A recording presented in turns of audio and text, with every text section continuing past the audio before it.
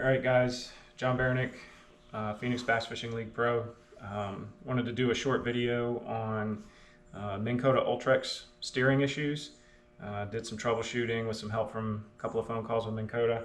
Before we get into the meat of the video, as always, come check out our YouTube channel, website, johnbaranick.com. We're on Instagram and Facebook. You can follow all our fishing adventures as I try to move up the tournament trail chain and see how far I can get. Along the way, we'll do a lot of helpful videos, both fishing content and stuff like this that'll hopefully save some people some money. I wanted to put together a video here, combined a couple of phone calls with Minn Kota and some of my own troubleshooting skills from my days in the Navy doing electrical troubleshooting. 2 weekends ago, I was out fishing with a friend of mine, and at the very end of the day, luckily at the dock, my Minn Kota trolling motor decided it would only steer one direction. So of course, as most of us will do, I jumped online, started looking up what the potential issues could be, and of course, the most common would be your steering cables and potentially bad connection points with the steering motor, wires coming loose or things of that nature. So the first thing I did was I went ahead and I pulled the covers, pulled the cover, access cover off for the steering cable. As you can see here, the steering cable is clean, it's not fraying, there's no issue there. Then I flipped over my foot pedal, and you can see that the connection is still there. Everything is good. The cables aren't frayed. They're not worn at the entry points here, or going around the pulley. So that told me my steering cable was not an issue. So the next thing was a quick call to Minn Kota just to let them know that what I was having trouble with, and they gave me a couple of recommendations to start with, to start eliminating things before I went out and started spending a whole bunch of money. So the first thing we did is we pulled the top plate, the top cover here for your IPilot Link. This is where your IPilot Link is held. And the first thing we did was we disconnected the IPilot Link to make sure that it wasn't trying to lock up the steering and keep it in one direction. So we disconnected that. We still had the same problem.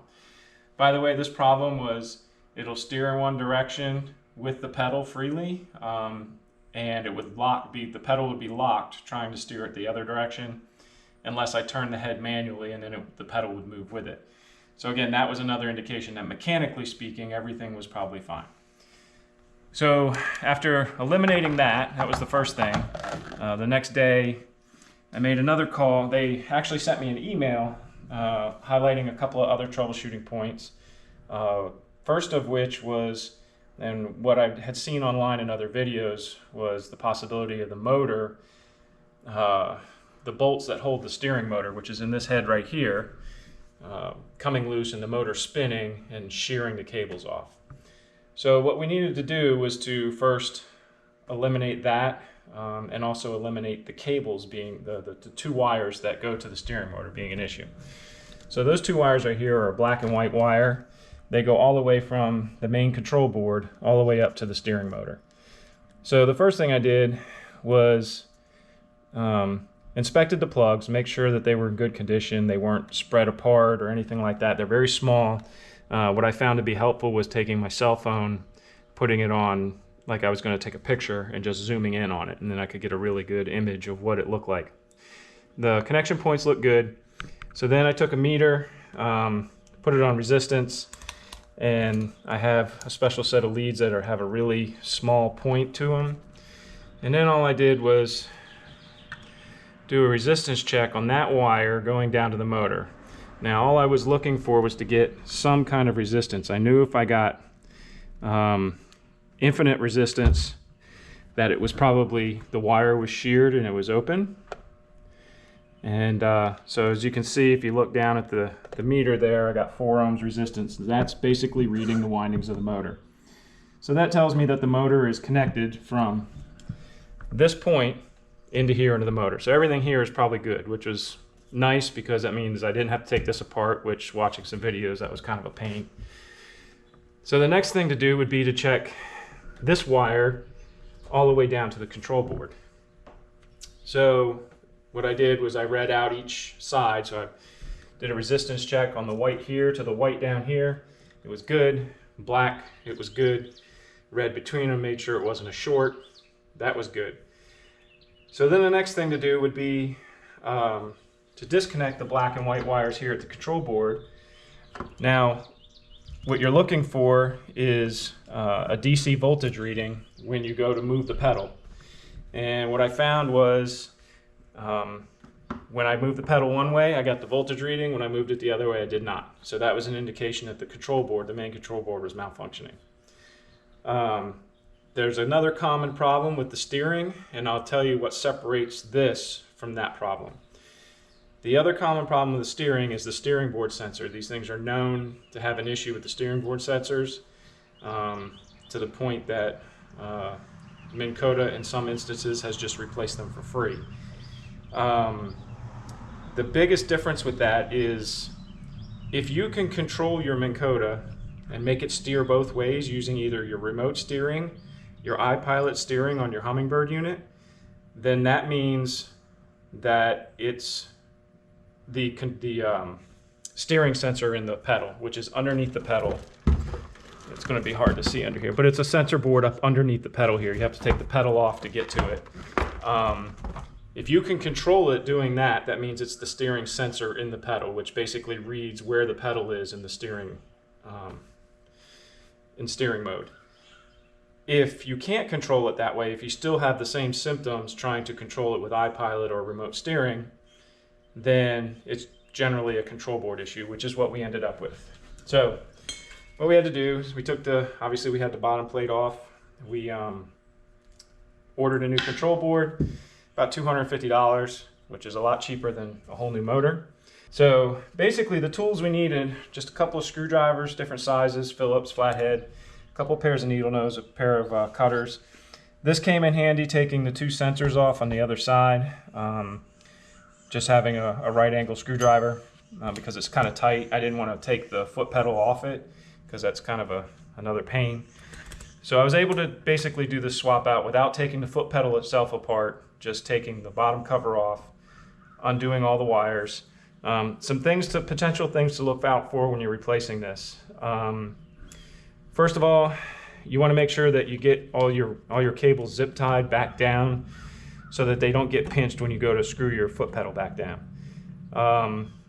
The other thing that was kind of a pain, two things. One, there is a switch, your on-off switch right here. It's just basically, you just pry it up on the inside right here on this curve. You stick a little screwdriver in there, you can pry that up. There's a spring. And what's in here is a little sensor. It's just a magnetic sensor in there that goes to the control board through a set of wires. That sensor is in a press fitting that goes in there. Basically, the only way to get that out that I found was to cut the old sensor, cut the wires off completely, pull it out from the top. Once you have it out, you can get that sensor out, and then you can slot, that has a slot cut in it, so you can put your wires for your new sensor in, and then you push the sensor in from the top. So that took a little trial and error to figure that part out. The other part was the speed control potentiometer, which is that blue box right down there. It has a nut and a star washer on there. It can be kind of a pain to get in and out of there. You just got to take your time and make sure that you have it situated in the knob before you go to tighten everything down. Other than that, it's pretty much a straightforward plug and play. The only wires that you could potentially screw up that are not 100% color coded, well, they're color coded, but you could still screw them up, would be the black and red wires here, making sure they get on the right ones. What I did is I took a picture of it with my phone before I took it apart, and then I used that as a guide to put it back together. Other than that, once we got it all replaced, put it back together, everything worked fine. So, you know, control board, 250 bucks.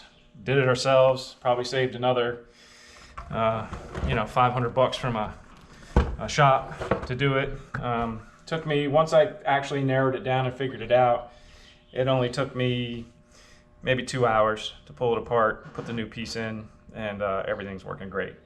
So hopefully this will help you out. There are limited troubleshooting videos out for the Minn Kota Ultrex as far as different types of steering issues and the differences between the different issues.